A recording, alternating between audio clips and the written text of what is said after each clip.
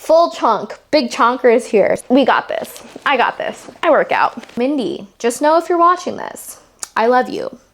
Time to say, no, please.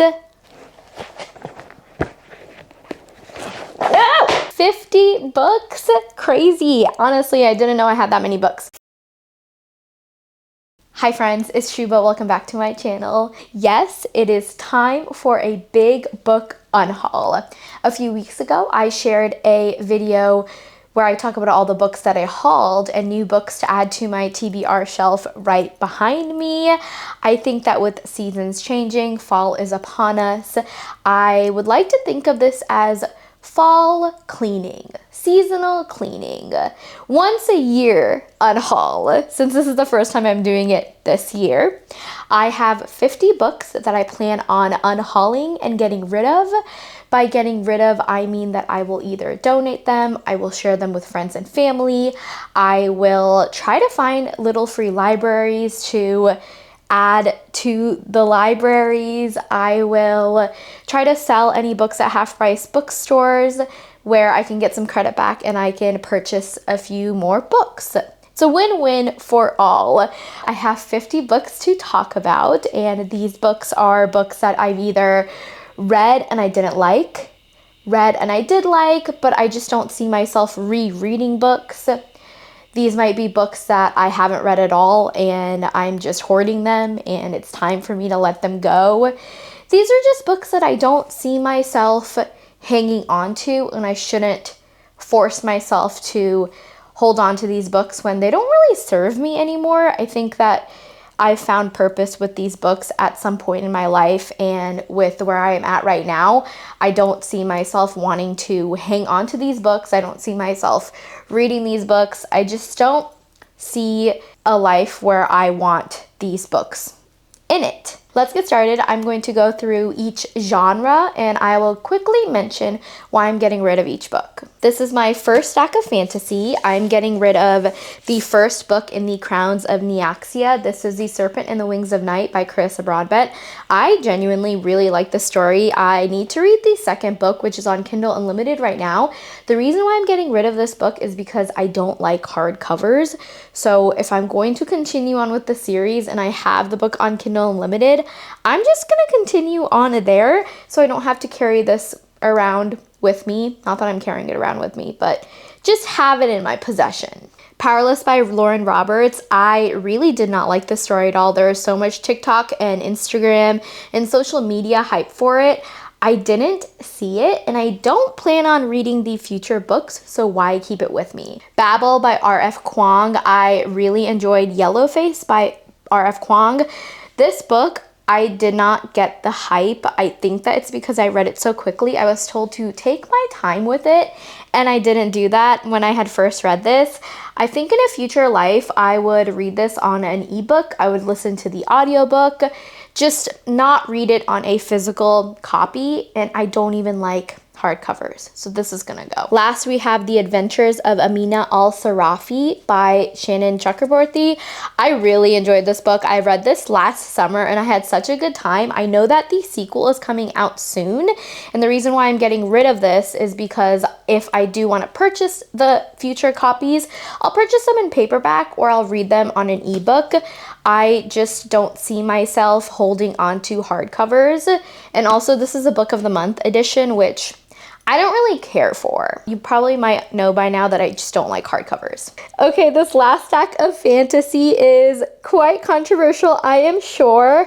It is time. The time has come. I am getting rid of my ACOTAR and Crescent City books. I have a near and dear place for ACOTAR and the series by Sarah J. Maas. It was the first series that got me back into reading. It's the first fantasy that I read in a very, very long time. I recently reread them this year.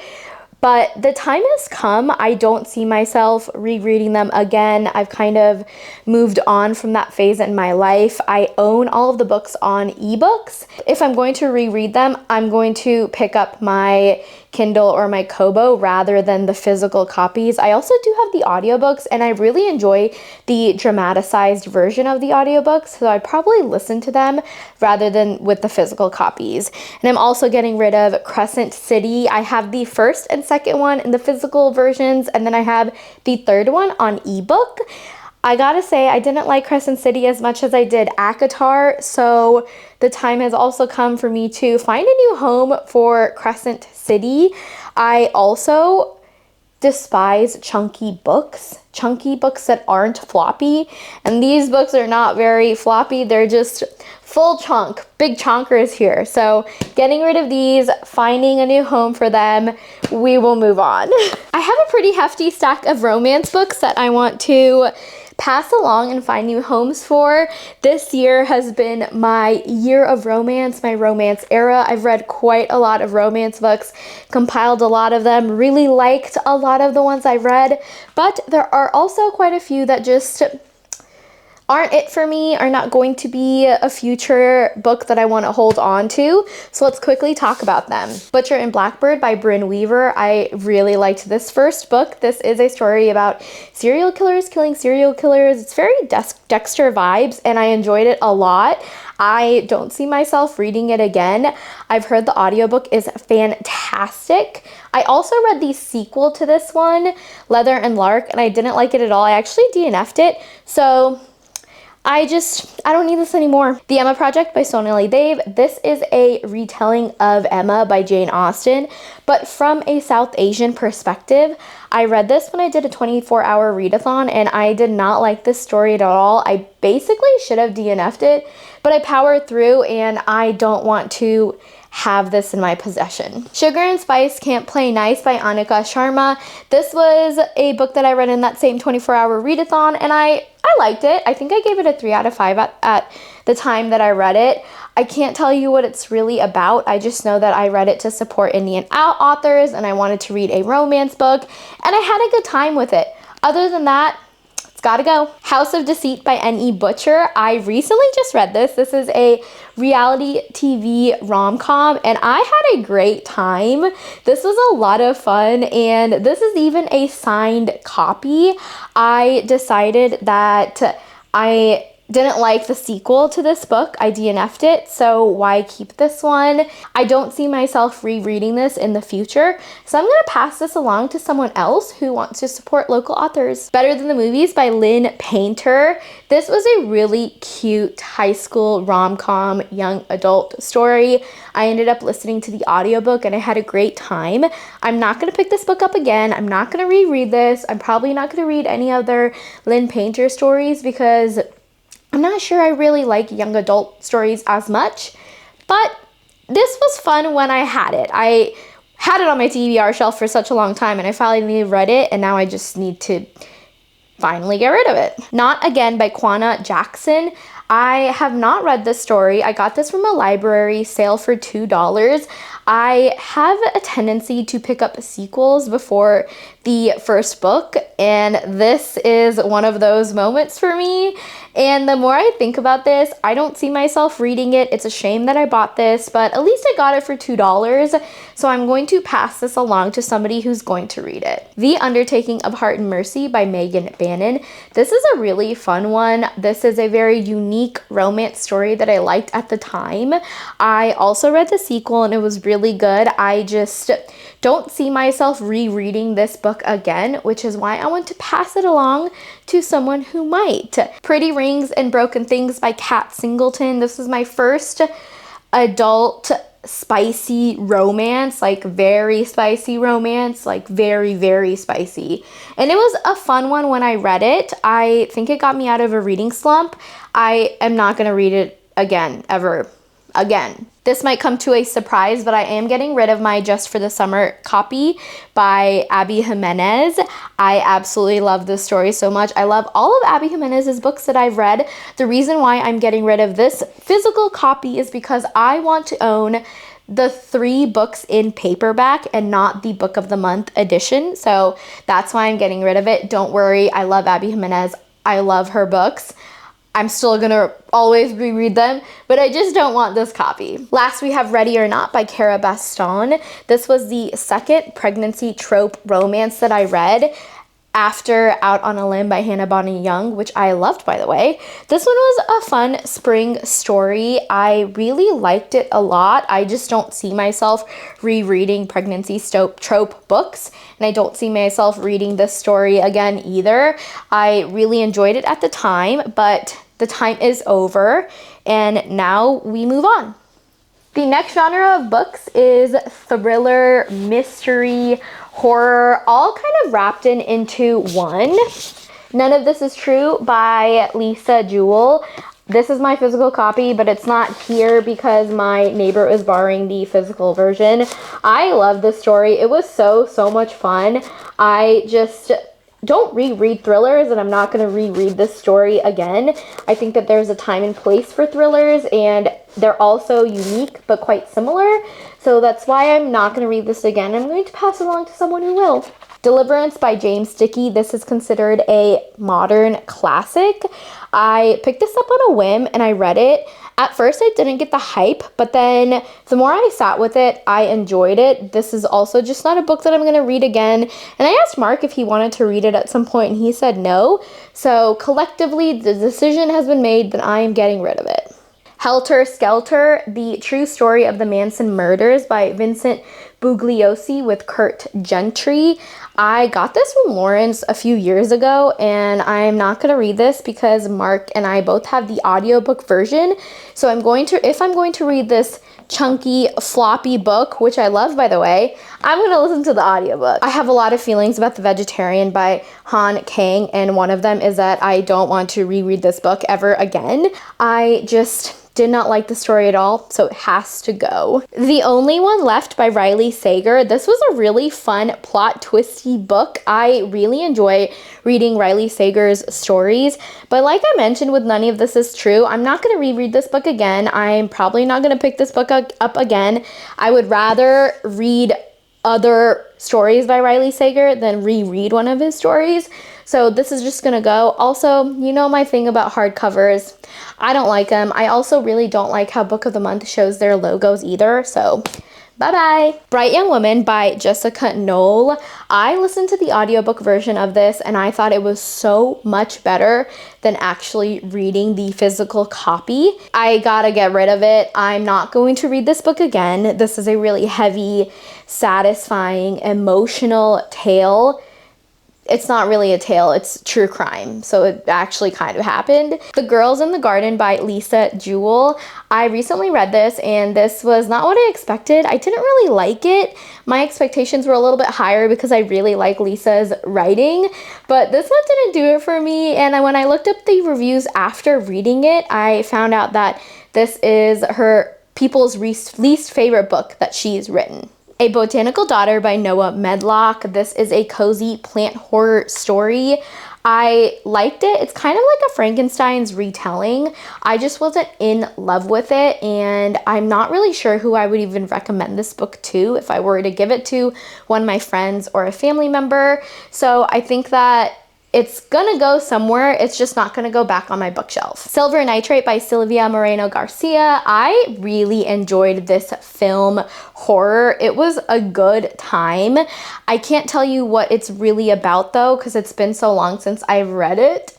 But I know that I liked it a lot. I really like Silvia Moreno Garcia's writing style, and I think all of her books are spooky and creepy in their own way. I just know that I'm not going to reread this story, so might as well give it to somebody who will. Ghost Station by S.A. Barnes. This is a space horror. It's super weird and kind of creepy, and the ending was meh for me, so I'm not going to recommend this to people, and I'm probably not going to reread it again. I Was a Teenage Slasher by Stephen Graham Jones. This was a DNF for me. I DNF'd it over the summer. I couldn't get into it. I maybe read 50%, and I said no, it's not my writing style. I didn't really care for the plot. I thought I was going to, but it just wasn't for me. it'll be for someone else. Last, we have The Fury by Alex Michaelides. I love Alex Michaelides' stories. I love The Silent Patient. I also loved The Maidens.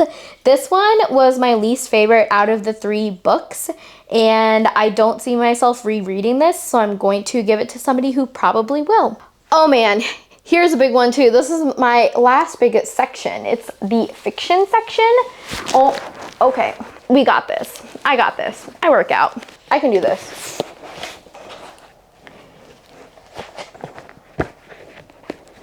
No! We're gonna do it in 2 different stacks. It's too heavy. The Trial by Kafka. I picked this book up in February thinking that I was gonna read it, thinking that I wanted to get more into classics, thinking that I wanted to read a book like this, and I've been putting it off and probably gonna still keep putting it off. So I'm just not gonna read this because I'm not gonna read this.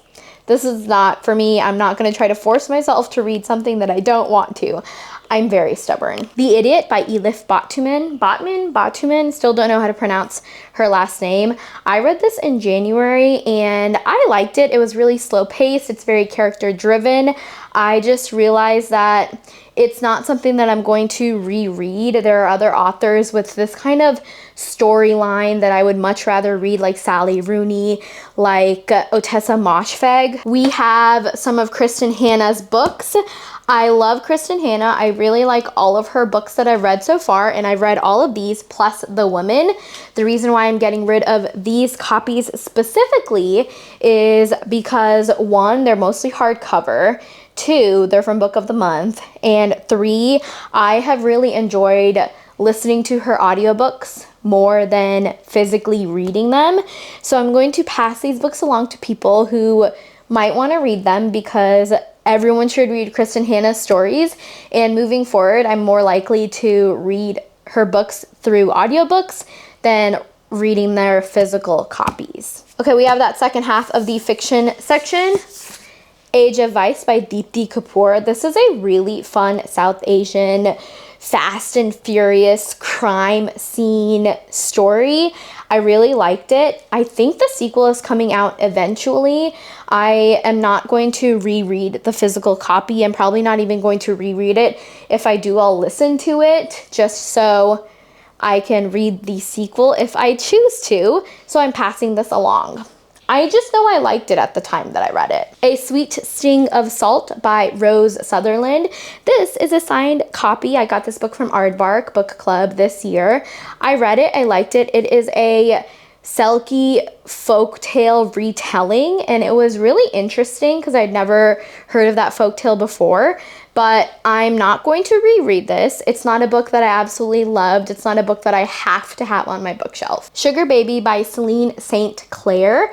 I had higher expectations for this story. This was really weird. It kind of reminded me of Bunny by Mona Awad. This is a story that I gave a 3 out of 5. I just know that I'm not going to reread this book again. I don't necessarily need it on my bookshelf. It's not something that I'm dying to have, even though that the cover is beautiful. Come and Get Me by Kylie Reed. This is a very disappointing book for me. I read Such a Fun Age by her, and I absolutely love that story. I remember reading it for a book club with my friends during the pandemic. I was hoping that this would give me that same feeling of really enjoying her writing style and stories, but this book was weird. I didn't really understand the plot. I didn't get the dynamics of the characters. I just didn't really like it as much as I thought I would. The cover is really fun, and I don't really know why there's a pig on the cover. I'm not really sure I even remember why. Okay, this one, Tomorrow by Gabrielle Zevin. I loved this book. I gave it a 5 out of 5. I grew up playing video games. I still play video games. I loved everything about the story, the character development, the plot, just how it ended. It was really sad. It was really happy. Not the ending, but the story. It just gave you all of the feels. The reason why I'm getting rid of this book is because it's a Book of the Month copy, and also it's a hardcover. You know how I feel. I don't really like hardcovers, so if I were to pick this book up, I will pick up the physical copy, but honestly, I'm probably not going to pick this book up again because I've already read it and I have so many other books that I want to read. The Seven Husbands of Evelyn Hugo. I read this book a while ago. I really liked it. I just know that I'm not going to reread this book again. It's a hardcover. I also don't really see myself reading Taylor Jenkins Reid's stories in the future unless I really, really want to. But this is just a book that I really liked when I read it. I'm just not going to read it again. Why take up space? You know, why take up space? One more section. Okay, this last section is going to be my non-fiction autobiographies, random miscellaneous section. Connected by Nicholas A. Christakis and James R.H. Fowler. This is a book that I read in my sociology class in freshman year, so a very long time ago. I really enjoyed this book. This is a book about how everyone is connected to each other to some degree or to some extent. It's really fascinating. Now I'm wondering if I should actually get rid of it. We'll see. I don't think I'm going to reread it again though, and if I did read it, I'd listen to the audiobook. So I'm going to get rid of this physical copy, but I know that I really liked it at the time, and it talks about the 6 degrees of separation. It was good when I had it. It gave me what I needed at the time. I'm a big fan of Mindy Kaling. I love her so much. She's one of my favorite actresses. This is one of her autobiographies. I really liked it when I read it. I just find that it's weird for me to rate autobiographies and review them because I don't want to be reviewing someone's life. And I find that I like listening to autobiographies more than reading the physical books, which is why I'm getting rid of her autobiography. But just know, Mindy, just know if you're watching this, I love you. Blink by Malcolm Gladwell. I've had this book since high school, or whenever it came out. And when did it come out? 2005. I was not in high school in 2005. I've had this book for a really long time. I even saw Malcolm Gladwell in person with my sister. He came to Kansas City. I haven't read this book, and I'm not going to if I've had this book for over 10 years. So I'm more likely to listen to it, but I'm probably not going to. And I know Malcolm Gladwell is a really good sociology and psychology author and writer and just person, and I should get to it. I'll hopefully maybe get to it. Maybe I'll miss the book so much that I'll think of listening to it. The last 2 books that I want to talk about, Crying in H Mark by Michelle Zauner. I really liked this book. I read this book while I was listening to the audiobook, going back to how I like to listen to audiobooks when they're about autobiographies. Kind of same thing right here. So I did a tandem of both, and her story was really sad and sweet and emotional, and I wouldn't have enjoyed it as much if I wasn't listening to it. And so, like I said, this is an autobiography, so I'm not going to reread it again. And if I ever do, I'm not going to, so I'm not even going to say if. Yes, Please by Amy Poehler. I love Amy Poehler so much. She's one of my favorite actresses as well. I love Parks and Rec. I read this a very long time ago when it first came out, and I haven't touched it since. I am not likely at all to reread this again, so it's time to say no, please. All right, friends, those are all of the books that I plan on unhauling. 50 books? Crazy. Honestly, I didn't know I had that many books. It's time to let some of them go. They're all surrounding me right now, so I'm gonna have to kind of organize them and compile them. And then what I'll be doing with them is either donating them, I will be giving them to free little libraries, maybe take them to work because we have a free little library there. I will try to share them with friends and family, and whatever I choose to, I might try to sell to Half Price Bookstore so I can get some credit back and purchase more books, even though I'm on a big book buying ban, so I probably shouldn't do that. But does that count as buying books if you trade books in for credit? Let me know in the comments down below what you think. I'm very interested because I can see Crescent City and ACOTAR going for quite a few credit points. They're very popular. Anyway, thank you so much for watching, and I will see you in another video. Have a great day. Bye.